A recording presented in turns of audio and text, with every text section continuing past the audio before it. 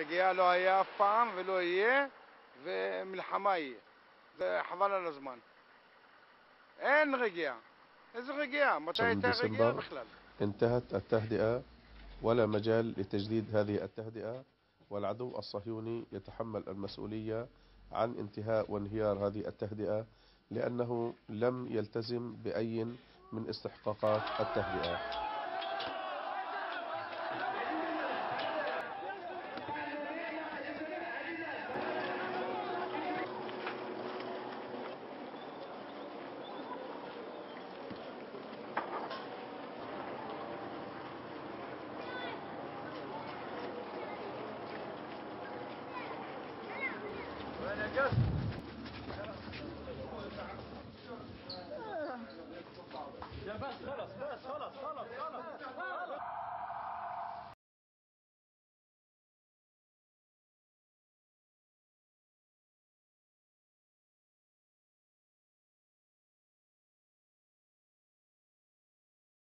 Gaza is extremely desperate and bleak at the moment.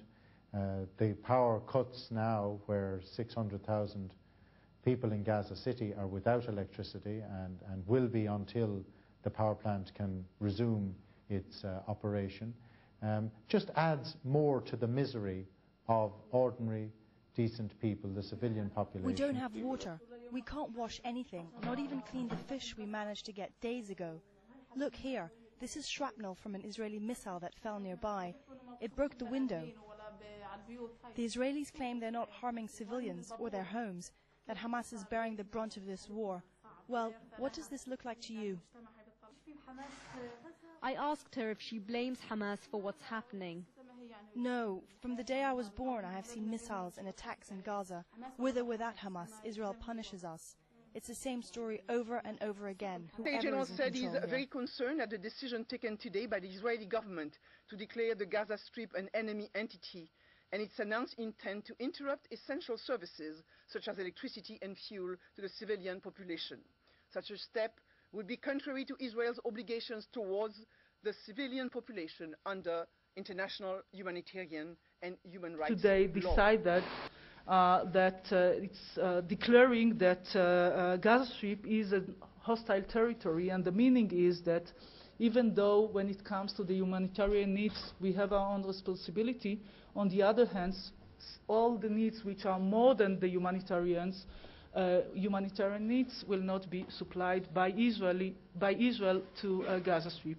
We do hope that the situation in Gaza Strip will change in the future, and also the Palestinians understand that supporting these kind of terrorists are not going to help them. That Gaza and the West Bank are both constituent entities of the to-be Palestinian state, and so that is not to say that Gaza is to be separated off somehow and treated as if it is run. The legitimate government of Gaza is ultimately that of the Palestinian Authority. But Hamas is indeed a hostile entity. It's a hostile entity to the United States as well.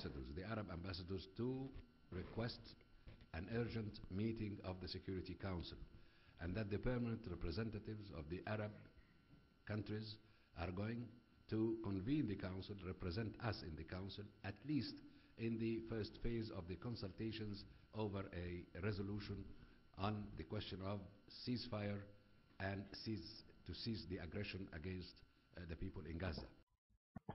The coverage on the Gaza territory conflict encompasses the involvement of other nations in its